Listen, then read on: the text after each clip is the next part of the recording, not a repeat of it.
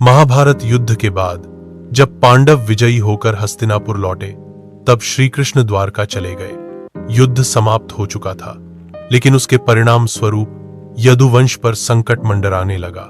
कथा के अनुसार एक बार श्री कृष्ण के पुत्र सांब ने शियों से मजाक किया। उसने स्त्री का रूप धारण करके शियों से पूछा, हे मुनिवरों, बताइए मेरे गर्भ से पुत्र होगा या पुत्री। शियों को जब यह छल मालूम हुआ तो उन्होंने श्राप दिया, तेरे गर्भ से लोहे की एक गदा उत्पन्न होगी और उसी गदा से यदुवंश का नाश होगा। कुछ समय बाद सांब के गर्भ से सचमुच एक लोहा निकला। राजा उग्रसेन ने उस गदा को चूर्ण करके समुद्र में फेंकवा दिया, परंतु भाग्य का लिखा तो होना ही था। उस लोहे का चूर्ण समुद्र किनारे उगाए सरकंडों में बदल गया।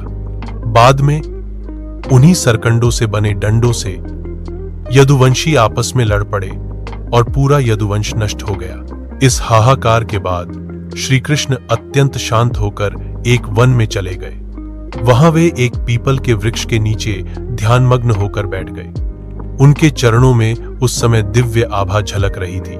उसी समय एक शिकारी जिसका नाम जरा था वहां आया। उसने श्री कृष्ण के चमकते चरणों को हिरण का मुख समझ लिया और अपने बाण से निशाना साध दिया। बाण सीधे श्री कृष्ण के पैर में जाकर लगा। जब शिकारी पास गया तो उसने देखा कि यह तो स्वयं भगवान श्री कृष्ण है। भय और दुख से वह कांपने लगा और क्षमा मांगने लगा। तब श्री कृष्ण ने मुस्कुराते हुए कहा, हे जरा घबराओ मत, यह सब मेरी लीला का ही हिस्सा है। मैंने धरती पर जो कार्य किया था वह अब पूर्ण हो चुका है। यह बाण लगना ही मेरे अवतार का अंत था।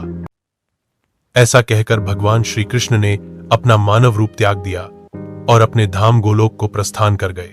श्री कृष्ण की मृत्यु साधारण घटना नहीं थी, बल्कि उनके अवतार कार्य की पूर्णता थी। उन्होंने धर्म की स्थापना, अधर्म का नाश और मानवता के लिए आदर्श स्थापित कर अपना कार्य पूरा किया। जब समय आया तो उन्होंने स्वयं अपने अवतार का अंत स्वीकार कर लिया और अपने शाश्वत धाम लौट गए। यही कारण है कि श्री कृष्ण की मृत्यु को भी एक दिव्य लीला माना जाता है।